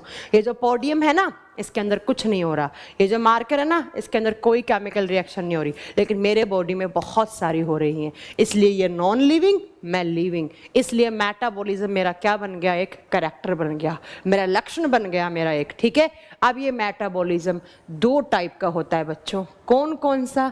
तो ये सुन लो आप। ठीक है, मैं उम्मीद कर रही हूँ कि आपको मेरी एक एक बात समझ में आ रही है और आपको दिमाग पर जोर नहीं डालना है कि क्या चल रहा है, कैसे चल रहा है। सब मैम पीडीएफ मिलेगा, अरे हमने बताया ना चैप्टर खत्म होने के बाद, और ये तो चैप्टर भी नहीं है, अभी तो हम सिर्फ इंट्रोडक्शन पढ़ा रहे हैं आपको बायोलॉजी का। अभी रवि आप थोड़ा पेशेंस रखें बच्चा। देखो जब भी आप कहीं से भी कोई भी ऑनलाइन बैच परचेज करते हो ना, आपके अंदर जो दो चीज़ें होनी चाहिए। पहला पेशेंस, पॉइंट नंबर 2 आपको टीचर पे ब्लाइंड ट्रस्ट करना पड़ेगा, आंखें बंद करके विश्वास करना पड़ेगा। ठीक है, कि जो टीचर ने बोल दिया वो सही है। मैंने बोल दिया मैं पीडीएफ दूंगी, मैं दूंगी, लेकिन चैप्टर फिनिश होने के बाद। पहले पीडीएफ देती हूँ, बच्चे पढ़ते ही नहीं है, सोचते हैं पीडीएफ मिल गया हम इसी से काम चला लेंगे। ठीक है, ऐसा नहीं होना चाहिए। देखो मेटाबॉलिज्म दो प्रकार का होता है। कौन कौन सा? एक साइड लिखेंगे कैटाबॉलिज्म और दूसरी साइड लिखेंगे एनाबॉलिज्म। Catabolism and anabolism. अब बच्चा कैटाबॉलिज्म को हिंदी में बोलते हैं हम अपचयन, अपचयन, और इसको बोलते हैं उपचयन, उपचयन। अब कैटाबॉलिक कभी कभी एग्जाम में आता है ना, देखो एग्जाम में कैसे क्वेश्चन आता है, एक इक्वेशन का नाम देगा, पूछेगा ये कैटाबॉलिज्म है या एनाबॉलिज्म है ना, ऐसे पूछेगा। तो देखो कैसे आपको आंसर देना है। हम बताते हैं कि कैटाबॉलिज्म क्या होता है एंड एनाबॉलिज्म क्या होता है। देखो कैटाबॉलिज्म का मतलब है ऐसा कोई भी केमिकल रिएक्शन जहां पर ब्रेकडाउन की प्रोसेस हो रही हो, जहां पर तोड़ फोड़ हो रही हो, ब्रेकडाउन हो रहा हो। और ब्रेकडाउन का मतलब होता है टूटना। आप टूटेगा कैसे? तो मेरा एक लाइन में आंसर दूं इसका कैटाबॉलिज्म का कि व्हाट इज कैटाबॉलिज्म। तो सुनो ध्यान से। देखो, कोई भी एक बड़ा सारा मॉलिक्यूल है, एक इतना बड़ा मॉलिक्यूल है, और वो किसी भी केमिकल रिएक्शन के थ्रू छोटे छोटे छोटे छोटे मॉलिक्यूल में कन्वर्ट हो रहा है, उसका ब्रेकडाउन हो रहा है, तो उसको हम बोलते हैं कैटाबोलिक रिएक्शन। कोई बड़ा मॉलिक्यूल जब छोटे मॉलिक्यूल में टूटता है तो उसको हम बोलते हैं अपचयन की क्रिया, कैटाबोलिज्म। तो हमारे बॉडी में एक दिन में ऐसी केमिकल रिएक्शंस भी होती हैं जहाँ पर एक बड़ा मॉलिक्यूल है और छोटे मॉलिक्यूल में टूट रहा है। तो क्या मैं ये कह सकती हूँ कि हमारे बॉडी में कैटाबोलिज्म होता है? यस मैम, कह सकती हैं। फॉर एग्जाम्पल, सबसे अच्छा एग्जाम्पल दूँ इसका, डाइजेशन। सबसे अच्छा एग्जाम्पल दूं, इसका उदाहरण दूं, आप लिख सकते हैं डाइजेशन। डाइजेशन का मतलब होता है पाचन, और पाचन में क्या होता है? कैटाबोलिज्म होता है।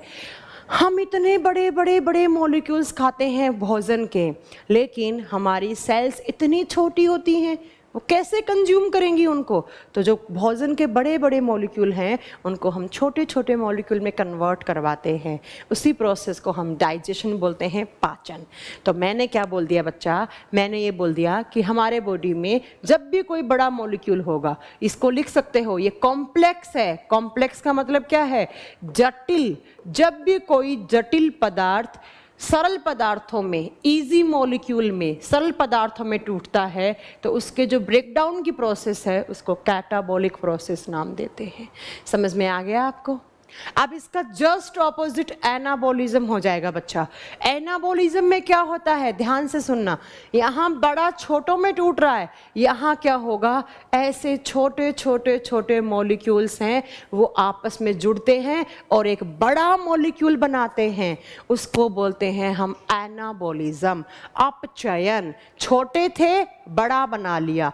ये भी केमिकल रिएक्शन है, रासायनिक अभिक्रिया है, ये भी रासायनिक अभिक्रिया है, और ये सब कहाँ हो रही है? हमारे शरीर में। इसलिए हमने क्या नाम दे दिया? मेटाबॉलिज्म। इसलिए हमने क्या नाम दे दिया? मेटाबॉलिज्म। ठीक है, अब इसका एग्जाम्पल दूं आपको, ध्यान से सुनना। हमारे बॉडी में बहुत सारे अमीनो एसिड होते हैं, बहुत सारे अमीनो अम्ल होते हैं, और जो अमीनो अम्ल छोटे छोटे होते हैं, और जो बहुत सारे अमीनो एसिड जुड़ते हैं, छोटे छोटे होते हैं, जो बहुत सारे अमीनो एसिड जुड़ते हैं तो एक प्रोटीन बनता है। तो protein is complex molecule and amino acid are easier molecule. कहने का मतलब क्या था? बहुत सारे अमीनो एसिड छोटे छोटे थे, अमीनो अम्ल बहुत छोटे छोटे थे, वो जुड़े आपस में, जुड़ते गए जुड़ते गए जुड़ते गए, एक बहुत बड़ा सा मॉलिक्यूल बना। अब बड़े सा का मतलब ये नहीं कितना बड़ा बन गया, कमरे जितना, है ना, वो मतलब नहीं है। तो प्रोटीन बन गया। तो बच्चों, जब बड़े से छोटे में टूटा, कैटाबोलिज्म। जब छोटे से बड़ा बना, क्या बना? एनाबोलिज्म। तो क्या मैं ये बोल सकती हूँ कि हमारे बॉडी में कैटाबोलिज्म एंड एनाबोलिज्म दोनों होता है? हमारे बॉडी में प्रोटीन भी बनते हैं एंड हमारे बॉडी में डाइजेशन भी होता है। यस, तो हमारे शरीर में अपचयन उपचयन की क्रियाएं होती हैं। उन सारी क्रियाओं को एक साथ जोड़ के हम मेटाबॉलिज्म बोलते हैं। तो मैंने बोला कि लिविंग का तीसरा कैरेक्टर क्या होना चाहिए? उसके अंदर कैटाबोलिक एंड एनाबोलिक रिएक्शंस होनी चाहिए, उसके अंदर अपचयन उपचयन दोनों क्रियाएं होनी चाहिए, उसी को हम लिविंग बोलेंगे। तो बताओ कितने कैरेक्टर पढ़ लिए हमने लिविंग के? 3 कैरेक्टर पढ़ लिए। कौन कौन से बच्चों? पहला, उसके अंदर प्रॉपर सेल्स का ऑर्गेनाइजेशन होना चाहिए। दूसरा क्या पढ़ा? उसके अंदर, सेल्स के अंदर प्रोटोप्लाज्म होना चाहिए। तीसरा क्या पढ़ा? सेल्स के अंदर या उसके बॉडी के अंदर केमिकल रिएक्शंस होनी चाहिए, रासायनिक अभिक्रियाएं होनी चाहिए, और उन रासायनिक अभिक्रियाओं को एक साथ जोड़कर हम क्या बोलेंगे? मेटाबॉलिज्म, उपापचयन की क्रियाएं होनी चाहिए। ये 3 कैरेक्टर मेरे अंदर हैं, लेकिन इस पोडियम में नहीं है, इसलिए podium is a non living thing and मैं क्या हूं? एक लिविंग हूं। तो तीनों कैरेक्टर समझ में आ गए होंगे आपको। आप चले हम चौथे कैरेक्टर पे। चलो मैम। हाँ, क्लास को बाद में आप कितनी भी बार देख सकते हो। अब एक बच्चे ने पूछा पहले अपचयन होता है या उपचयन। चांदनी यादव ने पूछा। चांदनी, वो डिपेंड करता है कि आप किस केमिकल रिएक्शन के बारे में बात कर रहे हैं। पहले हम न्यूट्रिशन की प्रोसेस करते हैं, देन डाइजेशन होता है। तो न्यूट्रिशन, आप कभी कभी दोनों रिएक्शन साथ में भी हो सकती हैं, कभी कभी ये पहले हो सकता है, ये बाद में हो सकता है। ये कोई ज़रूरी नहीं है कि पहले कौन सा होगा चांदनी। ठीक है चांदनी, ऐसा कोई ज़रूरी नहीं है।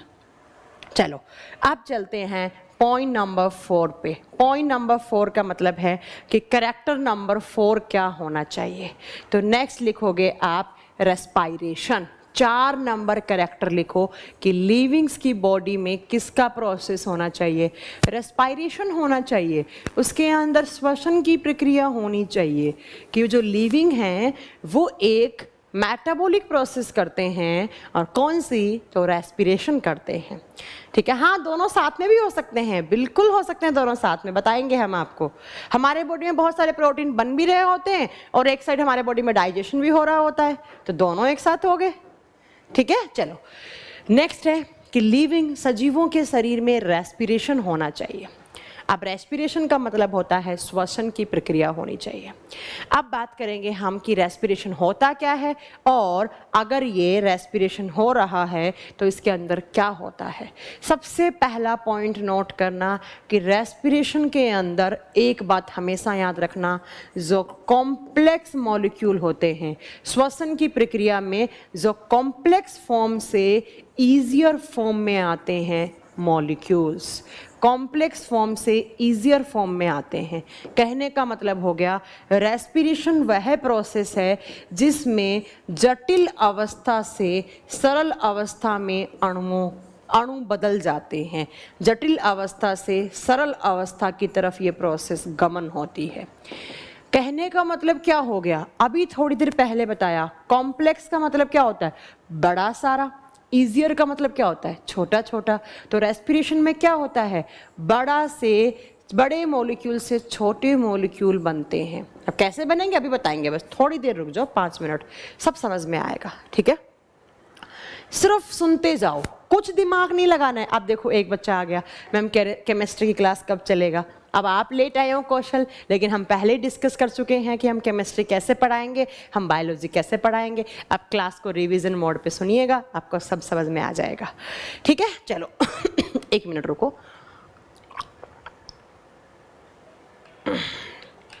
देखो सुनो ध्यान से, मैंने बोला कि रेस्पिरेशन के अंदर क्या होता है, कॉम्प्लेक्स फॉर्म से ईजियर फॉर्म में आते हैं मॉलिक्यूल। कॉम्प्लेक्स का मतलब है बड़ा और ईजियर का मतलब है छोटा। तो बड़े मॉलिक्यूल से छोटे मॉलिक्यूल बनते हैं हमेशा और हमेशा रेस्पिरेशन में। कभी ऐसा नहीं होगा रेस्पिरेशन में कि छोटे से बड़ा बन गया। अब मुझे बताओ, बड़ा मॉलिक्यूल छोटे मॉलिक्यूल में जा रहा है, कैसी प्रोसेस है, कैटाबोलिक है या एनाबोलिक? जल्दी आंसर दो। कैटाबोलिक हुआ तो एग्जाम में क्वेश्चन क्या आएगा, रेस्पायरेशन कैसा प्रोसेस है, कैटाबोलिक या एनाबोलिक? क्या बताओगे, रेस्पायरेशन कैसा प्रोसेस है? जल्दी बताओ कैसा प्रोसेस है? अपचयन। अपचयन की प्रोसेस है, क्योंकि रेस्पिरेशन में क्या होता है, बड़ा मॉलिक्यूल छोटे मॉलिक्यूल में जाता है। अब समझ में आएगा कैसे बड़ा छोटे में जाता है। मैम अगर एग्जाम में क्वेश्चन आ जाए श्वसन की प्रक्रिया कैसे अभिक्रिया है, अपचयन या उपचयन, क्या लिखोगे? अपचयन है। अब क्या होता है रेस्पिरेशन का मीनिंग? तो सुनो बच्चों, ध्यान से सुनो मैम की बात, कि कोई आपसे पूछ ले what is the meaning of respiration, तो आप क्या आंसर दोगे? तो सुनना बच्चा, रेस्पायरेशन में क्या होता है, रेस्पायरेशन में हमारी सेल्स के पास ये चीज होती है। ये किसका फॉर्मूला है, कभी पढ़ा है? ये है ग्लूकोज का फॉर्मूला। ये क्या है, ग्लूकोज है बच्चा। और पहले सुनो फिर समझाएंगे, ठीक है, कि रेस्पिरेशन का मीनिंग क्या होता है। देखो हाँ, वीडियो रिकॉर्डेड रहेगी बच्चा, कितने भी बार देख सकते हैं आने वाले 4-5 महीने तक। ठीक है, देखो ये हमारी सेल्स के पास है। कहाँ पर है ये भाई? ये तो बता चुकी हूँ, लिविंग्स के अंदर क्या होती हैं, सेल्स होती हैं। तब जितनी भी बातें हम पढ़ेंगे वो सारी प्रोसेस बच्चा सेल्स के साथ ही रिलेट करके पढ़ेंगे। तो हमारी सेल्स के पास ग्लूकोज है, और ग्लूकोज एक कॉम्प्लेक्स मॉलिक्यूल है। साफ साफ समझ में आ रहा है, कार्बन 6 है, हाइड्रोजन 12 है, ऑक्सीजन 6 है, तो बड़ा मॉलिक्यूल है। अब इस बड़े मॉलिक्यूल को तोड़ा जाता है किसकी सहायता से? ऑक्सीजन की सहायता से। इस ग्लूकोज को इस ऑक्सीजन की सहायता से तोड़ा जाता है। तो यहाँ पर एक केमिकल रिएक्शन होगी और क्या बनेगा यहाँ पर केमिकल रिएक्शन के थ्रू? यहाँ पर बनेगा कार्बन डाइऑक्साइड प्लस पानी और कुछ ऊर्जा निकलेगी बच्चा यहाँ से, कुछ एनर्जी रिलीज होगी और ये जो एनर्जी रिलीज होती है इसको नाम देते हैं हम ATP। कहाँ हो रही है? हमारे बॉडी में, हमारी सेल्स में हो रही है। और हमारी सेल्स में जब रेस्पिरेशन हो रहा है तो एक रासायनिक अभिक्रिया हो रही है और इस रासायनिक अभिक्रिया के थ्रू हमारी सेल्स के पास ऊर्जा बन रही है। उस ऊर्जा को हमने नाम दिया ATP। और अब ये ATP क्या होता है? इसकी फुल फॉर्म होती है एडिनोसाइन ट्राइफॉस्फेट। इसकी फुल फॉर्म क्या होती है? Adenosine triphosphate. तो क्या बना यहाँ पर? ऊर्जा बना। अब मेरा पॉइंट ध्यान से सुनना, मैम क्या बोलना चाह रही थी। मैम ने बोला, अरे भाई ये कौन है, एक सेकेंड रुकना, बहुत अर्जेंट फ़ोन हो सकता है। हेलो हेलो, हाँ जी, हेलो बोलिए, हेलो बोलिए, हेलो हेलो मैम, एक्चुअली आपको एक बार मैंने फ़ोन नहीं उठाया तो कोई बंदा अर्जेंट काम पे होगा ना, मैं क्लास में हूँ, आप इस टाइम फ़ोन मत कीजिएगा। एक बार फ़ोन नहीं उठाया, 2 बार नहीं उठाया, सिर्फ गाड़ी का इंश्योरेंस ही तो है, कोई बड़ी बात थोड़ी ना है। चलो, हमें लगा पता नहीं कितना अर्जेंट काम होगा। चलो बच्चों ध्यान से सुनो। तो मैम ने बोला कि रेस्पायरेशन क्या है? एक कैटाबॉलिक प्रोसेस है। और कैटाबॉलिक का मतलब क्या है? बड़ा छोटे में टूटेगा। ठीक है, अब सुनो बच्चा ध्यान से मेरी बात। मैंने बोला कि बड़े का मतलब यहाँ पर क्या है? ग्लूकोज। बड़े का मतलब क्या हुआ? Glucose. Glucose is a complex molecule. क्यों है आगे हम आपको बताएंगे। ठीक है, अब इस ग्लूकोज को तोड़ा हमने किसकी सहायता से? ऑक्सीजन की सहायता से। तो ये किस में टूटा? कार्बन डाइऑक्साइड प्लस पानी में टूटा। कार्बन डाइऑक्साइड CO2 और पानी छोटे मॉलिक्यूल हो गए, साथ में ऊर्जा निकली, उस ऊर्जा को हमने नाम दे दिया ATP, एडिनोसाइन ट्राइफॉस्फेट। तो ये बड़ा था, ये छोटे थे, बड़े से छोटे में टूटे, इसलिए रेस्पिरेशन क्या है? कैटाबॉलिक प्रोसेस है। अब बच्चा इसी केमिकल रिएक्शन का मतलब है रेस्पायरेशन। आपसे कोई पूछ ले what is the meaning of respiration, श्वसन का मीनिंग क्या है, आप क्या बताओगे? तो सुनो ध्यान से, सुनो बच्चा, क्या कि हमारे बॉडी में ऑक्सीजन का आना, अभी ऑक्सीजन कैसे आता है वो सब बाद की बातें हैं, सांस लेने से आता है भाई, एयर लेते हैं, एयर से ऑक्सीजन आता है। आप तो सुनो कि रेस्पिरेशन का मीनिंग क्या लिखोगे। देखो, ऑक्सीजन का एंटर करना कहाँ पर? हमारी सेल्स। ये प्रोसेस कहाँ हो रही है? सेल्स के अंदर हो रही है। ऑक्सीजन का आना, ऑक्सीजन के आने से ग्लूकोज का ब्रेक डाउन होना या ऑक्सीजन की सहायता से ग्लूकोज का टूटना, टूटने से कार्बन डाइऑक्साइड, पानी और ऊर्जा निकलना, उस ऊर्जा को हम ATP नाम देते हैं। और ये जो ऊर्जा होती है ये स्टोर होती है सेल के एक भाग में, एक माइटोकॉन्ड्रिया में। और माइटोकॉन्ड्रिया के पास ऊर्जा है, ऊर्जा का मतलब उसके पास एनर्जी है और एनर्जी का मतलब उसके पास पावर, और इसीलिए हम माइटोकॉन्ड्रिया को पावर हाउस बोलते हैं। तो इसी पूरी रिएक्शन को बोलते हैं हम रेस्पायरेशन। सुनो ध्यान से, एक बार फिर सुन लो। मैंने बोला हमारा बॉडी किससे मिलकर बना हुआ है? सेल से। अब सेल्स क्या करती हैं? काम करती हैं, और काम करने के लिए क्या चाहिए हमारी सेल्स को? ऊर्जा। तो देखो ऊर्जा कौन सी प्रोसेस से मिलेगी? भाई हमारे ऑर्गन्स हैं, लीवर, पैनक्रियाज, हार्ट, सब काम करते हैं, और फिजिक्स में पढ़ा होगा काम करने के लिए एनर्जी चाहिए। अब एनर्जी हमारी सेल्स को कौन सी प्रोसेस के थ्रू मिलेगी? इस प्रोसेस के थ्रू। इसका नाम क्या है? रेस्पायरेशन। तो कभी आपसे एग्जाम में पूछ ले रेस्पायरेशन का उद्देश्य क्या है? क्या जनरेट करना? ऊर्जा। क्या बनाना? ATP बनाना। ATP क्या है? एनर्जी है, उसको नाम दे दिया हमने ATP, ऊर्जा है। ठीक है, तो आपने क्या बोला? Respiration is a catabolic process. इसका मीनिंग क्या हुआ? कॉम्प्लेक्स फॉर्म से इजियर फॉर्म में टूटते हैं, या इसका मतलब क्या हुआ? तो सुनो बच्चा कि रेस्पिरेशन में ग्लूकोज को ऑक्सीजन की सहायता से तोड़ा जाता है, और ऑक्सीजन की सहायता से तोड़ने से कार्बन डाइऑक्साइड, पानी और ऊर्जा का निर्माण होता है। कार्बन डाइऑक्साइड हमारे बॉडी से आउट हो जाएगी, इन सेल से फेफड़ों में आएगी, फेफड़ों से हमारे गले वाले पाइप में, पाइप से नाक से जब मैंने सांस छोड़ी तो मैंने CO2 बाहर छोड़ दिया। पानी तो 70% हमारे बॉडी में पानी है, 70% हमारे बॉडी में पानी है, बाकी के 30% में हमारे ऑर्गन्स है। और ऊर्जा, तो ऊर्जा स्टोर हो गई किसके अंदर? माइटोकॉन्ड्रिया के अंदर। इसलिए माइटोकॉन्ड्रिया के पास एनर्जी है, ऊर्जा है, पावर है इसके पास। ये सब कहाँ हो रहा है? सेल के अंदर। इसीलिए मैंने क्या बोल दिया कि एक मेटाबॉलिक रिएक्शन है ये। लेकिन मेटाबॉलिक में किस टाइप की? कैटाबॉलिक। तो लिविंग वही जिसके अंदर ऊर्जा बने, और ऊर्जा कौन सी प्रोसेस के थ्रू बनेगी? रेस्पायरेशन। तो बच्चा ये हम में भी होता है और ये प्लांट्स में भी होता है, पेड़ पौधों में भी होता है, लेकिन इस पोडियम में रेस्पायरेशन नहीं होता। इसलिए पोडियम लिविंग नहीं है, लेकिन मैं लिविंग हूँ। क्यों हूँ? क्योंकि मेरे अंदर रेस्पिरेशन का प्रोसेस हो रहा है। इस केमिकल रिएक्शन का मतलब है रेस्पिरेशन, श्वसन। ठीक है मैम, हिंदी में क्या बोलते हैं? सोनू, मैंने हिंदी में बता दिया, रेस्पिरेशन श्वसन है। एक पॉइंट तो हिंदी में लिखा है, इससे ज़्यादा हिंदी नहीं होती है बायोलॉजी की, याद रखना एक पॉइंट। ठीक है। अब बच्चों ये जो ATP आपने बोला है ना, इस ATP को कहा जाता है energy currency of human body. ध्यान से सुनना, एनर्जी करेंसी, ये एग्जाम में क्वेश्चन बन सकता है आपका। एनर्जी करेंसी, करेंसी का मतलब क्या होता है? मुद्रा। एनर्जी का मतलब क्या होता है? ऊर्जा। ऊर्जा वाली मुद्रा। भाई हमारी एक करेंसी क्या है? हमारी करेंसी रुपीज है। मैं मार्केट जाऊंगी, मैंने 1 किलो टमाटर खरीदा, तो मैंने उसके बदले में 20 रुपए दिए, क्योंकि 20 रुपए किलो टमाटर हैं। मैंने 20 रुपए दिए, रुपए देकर मैंने क्या खरीदा? टमाटर। यहाँ पर मेरी सेल्स काम कर रही हैं, काम करने के लिए उन्हें क्या देनी पड़ेगी? करेंसी। करेंसी का मतलब क्या? ATP। तो ATP को मानव के शरीर की एनर्जी करेंसी कहा जाता है। नहीं समझ में आया भैया? सुनो, मैं आपके साथ बात कर रही हूँ, मैं आपको पढ़ा रही हूँ, मैं अपना दिमाग खर्च कर रही हूँ।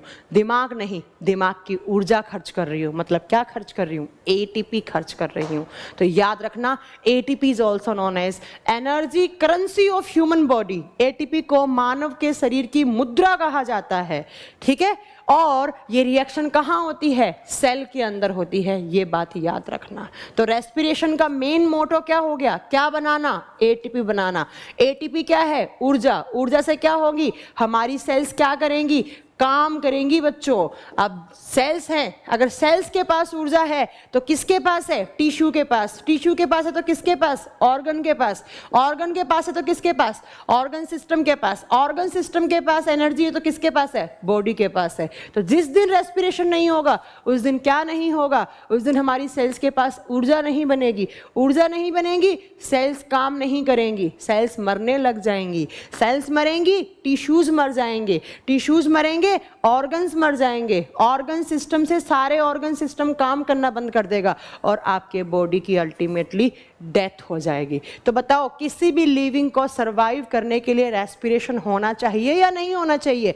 Yes ma'am. अगर रेस्पिरेशन नहीं होगा तो सेल्स का क्या अचार डालोगे आप? भाई सेल से काम करवाना और काम करने के लिए एनर्जी चाहिए। तो रेस्पिरेशन लिविंग का एक बहुत इंपॉर्टेंट कैरेक्टर बन गया कि रेस्पिरेशन होना ही होना चाहिए। क्या मैम प्लांट में भी रेस्पिरेशन होता है? बिल्कुल होता है, 100% होता है प्लांट में भी रेस्पिरेशन। आगे पढ़ाएंगे। भाई प्लांट भी लिविंग है, प्लांट के अंदर भी सेल्स हैं, प्लांट को भी काम करना होता है ना? उसको फल लगाने हैं, उसको फूल लगाने हैं, उसे अपने आप को क्या रखना है? अच्छे रखना है। तो प्लांट को भी तो एनर्जी चाहिए होगी। बिल्कुल होता है। प्लांट किंगडम पढ़ाऊंगी, बिल्कुल पढ़ाऊंगी। ठीक है। तो नेक्स्ट कैरेक्टर क्या बन गया? रेस्पिरेशन। अब मुझे बताओ कितने कैरेक्टर पढ़े हमने अभी तक? हमने अभी तक 4 कैरेक्टर। कौन कौन से? सबसे पहला, किसी भी लिविंग के अंदर सेल्स का ऑर्गेनाइजेशन होना चाहिए। ओके मैम, पढ़ लिया। दूसरा क्या? उन सेल्स के अंदर क्या होना चाहिए? प्रोटोप्लाज्म, जीव द्रव्य होना चाहिए। ओके मैम, पढ़ लिया। तीसरा, उन सेल्स के अंदर कौन सी प्रोसेस? मेटाबॉलिज्म होना चाहिए, उपापचयन होना चाहिए। पढ़ लिया। चौथा, रेस्पायरेशन होना चाहिए, श्वसन होना चाहिए उनके अंदर, पढ़ लिया। ये 4 कैरेक्टर पढ़ लिए, बाकी के 6 जो हैं वो अगली क्लास में पढ़ाऊंगी। 6 और बचे हुए हैं।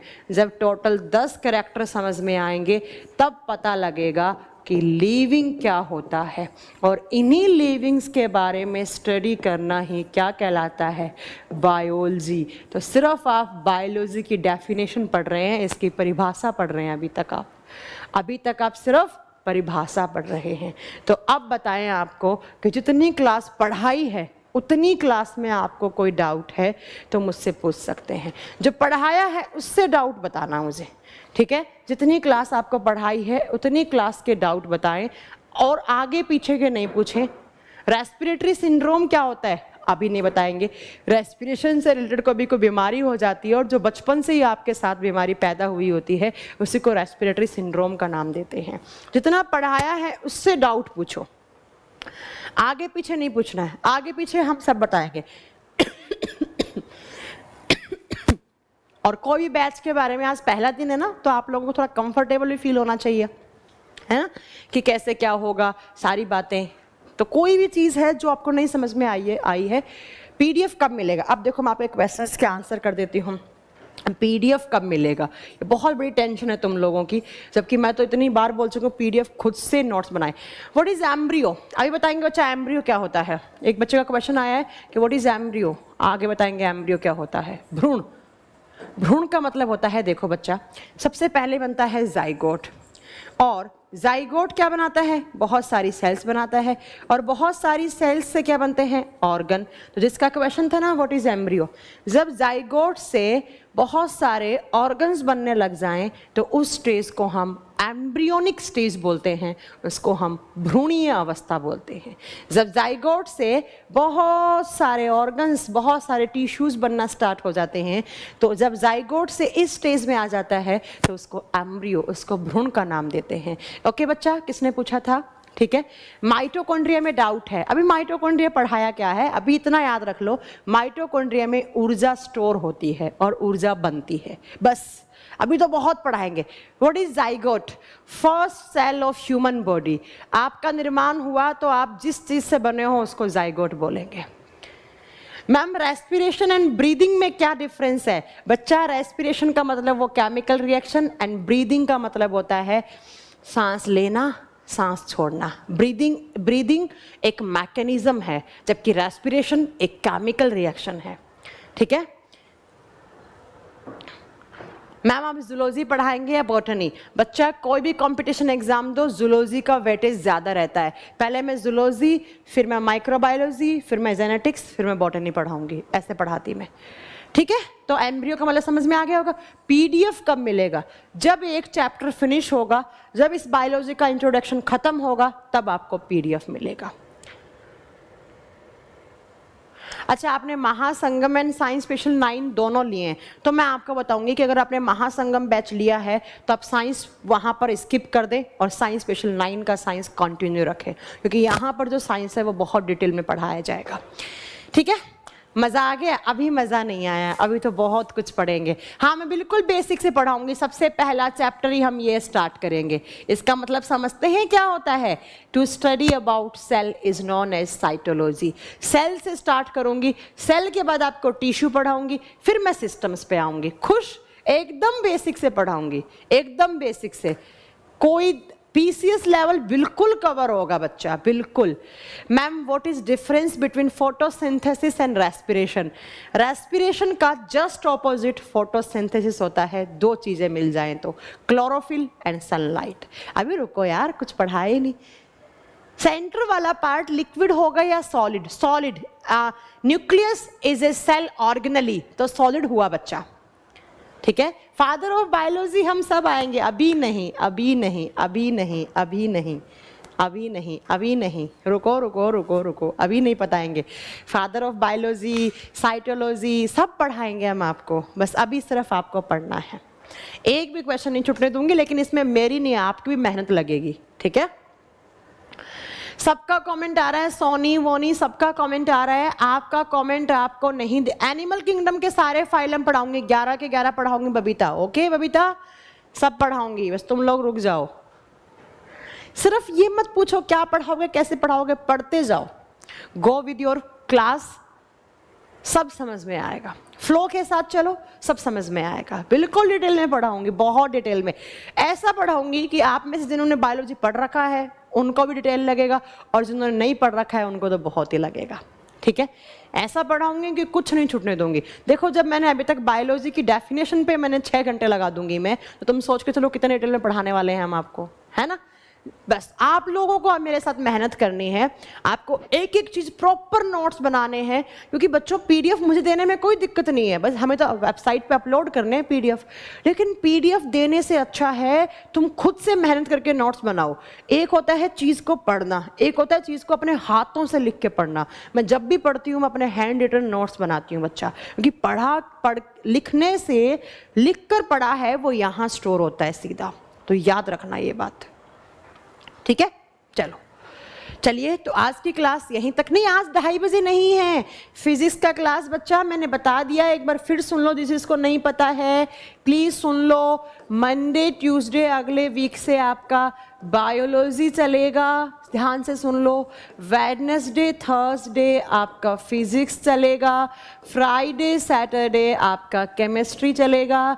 लेकिन इस वीक में थोड़ा सा गड़बड़ हो गया मामला, तो थोड़ा सा ऐसे हो गया, लेकिन अगले वीक से यही स्केड्यूल रहेगा आपके बैच का। 11 से 12:30 लाइव क्लास होगी, उसके बाद ये क्लास हो जाती है रिकॉर्ड, और रिकॉर्ड होने के बाद आप अनलिमिटेड टाइम्स देखो, कितनी भी बार देखो, आपकी मर्जी है। जब तक समझ में नहीं आए जब तक देखो। अब आज मेरी क्लास थी बायोलॉजी की, कल थर्सडे है ना, कल फिजिक्स होगा, और परसों और नरसों फिर वापस बायोलॉजी पे आएंगे हम, क्योंकि हमें बायोलॉजी का चैप्टर एक पहला खत्म करना है। लेकिन अगले वीक से प्रॉपर ये स्केड्यूल चलेगा आपका। ठीक है, कोई भी प्रॉब्लम हो आप हमारे इंक्वायरी नंबर पे फ़ोन कर सकते हैं, उनसे क्वेरी ले सकते हैं। कल फिजिक्स की क्लास होगी 11 से 12:30 में। ठीक है, क्वेश्चंस प्रैक्टिस, बिल्कुल प्रैक्टिस करवाएंगे, सब कराएंगे। Ma'am, what is the difference between protoplasm and cytoplasm? Protoplasm cell membrane के अंदर जितना भी पार्ट है उसको बोलेंगे हम प्रोटोप्लाज्म, लेकिन न्यूक्लियर मेम्ब्रेन सेल मेम्ब्रेन के बीच में जो पार्ट है वो साइटोप्लाज्म। उत्तक एवं भ्रूण एक ही चीज हुई क्या? नहीं बच्चा, उत्तक होता है ग्रुप ऑफ सेल्स, और टिश्यू जब जुड़ जाते हैं तो ऑर्गन बनते हैं। तो मैंने बोला कि टिश्यू से अगली जो स्टेज है जहां पर टिश्यू बहुत सारे बन गए और उससे ऑर्गन बनना स्टार्ट हुआ, तो उसको एम्ब्रियोनिक बोलेंगे। ऑक्सीडेशन रिडक्शन बच्चा यहाँ नहीं पढ़ा जाता, वो केमिस्ट्री का चैप्टर होता है, वहां पढ़ेंगे। चलो, हाँ, एक चैप्टर खत्म होगा तो ही मैं केमिस्ट्री स्टार्ट करूंगी, डोंट वेरी। चलिए, थैंक यू सो मच। आज की क्लास यहीं तक थी, अपना ध्यान रखें, और कुछ क्वेश्चंस जो आज की क्लास में बने हैं वो सारे नोट कर लेना। और कल 11 से 12:30 आपका फिजिक्स का क्लास होगा। थैंक यू सो मच, मिलेंगे अगली क्लास में, और अपना ध्यान रखें। एक दिन में एक ही क्लास होगी बच्चा, यही स्केड्यूल आया था, लेकिन थोड़े 2-4 वीक के बाद हम एक दिन में 2 क्लास करवाना स्टार्ट कर देंगे। ठीक है, थोड़े वीक, 1-2 वीक के बाद जब आप लोग हमारे अकॉर्डिंग ढल जाओगे, अब हमें लग जाएगा हमारे बच्चे हैं, इन्हें हम 4 घंटे पढ़ाएंगे तो भी ये पढ़ लेंगे, तब हम लाएंगे आपको अपने लेवल पे। ठीक है, अभी आप लोग नए नए हैं, आपको धीरे धीरे हमें पढ़ाना है। मतलब आपको स्टार्टिंग में आपको समझाना है कि साइंस होता क्या है। जब थोड़े से हमारे तरीके से ढल जाओगे ना, उसके बाद हम क्या करेंगे, आपको एक वीक में 2 क्लास करवाएंगे, आपके एक दिन में 2 क्लास करवाएंगे, 3 घंटे का कराएंगे। चलो, ध्यान रखो अपना, और ये बार बार ये नहीं बोलें कि ये कवर होगा वो कवर होगा। मैंने बोला ना, जिस भी एग्जाम के लिए प्रिपरेशन कर रहे हैं उसके प्रीवियस ईयर के क्वेश्चंस निकाल लो, हमारे कंटेंट से मैच कर लेना। मैच हो रहा है तो समझ जाना, पूछने की जरूरत नहीं है। नहीं हो रहा है तो हमें बताना कि मैम ये क्वेश्चन हमसे नहीं हुआ, क्यों नहीं हुआ, हम बैठे हैं उसके लिए। ठीक है मैम, ये फाउंडेशन बैच है, कोई टारगेट बैच नहीं है, आराम आराम से पढ़ाएंगे हम, आराम। हाँ, दिल्ली पुलिस से पहले आपका, बिहार एसआई से पहले आपका सिलेबस करवा देंगे, ये हमारा प्रॉमिस है। चलो, बाय, टेक केयर, अपना ध्यान रखना। Thank you so much. Schedule के लिए होम पेज पे जाना, होम पेज पे डेली शाम के 7 बजे आपका शेड्यूल अपडेट हो जाता है, तो वहाँ से देख लेना कि कल किसकी क्लास है। चलो, बाय, टेक केयर, क्योंकि अगली क्लास का टाइम हो चुका है। Thank you so much, take care, take care.